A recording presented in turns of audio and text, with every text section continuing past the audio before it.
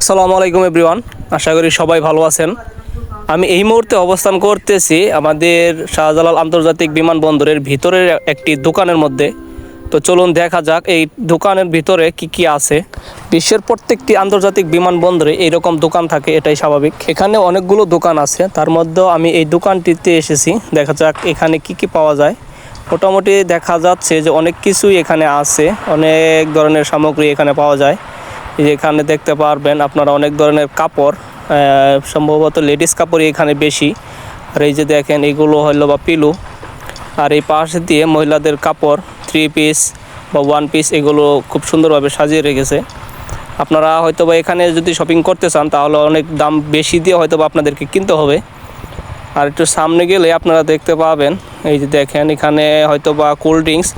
আর যেইগুলো দেখা যাচ্ছে আমার এই কাছে মনে হচ্ছে যে এইগুলো সম্ভবত বিয়ার বা মদ এরকম কোনো কিছু হবে।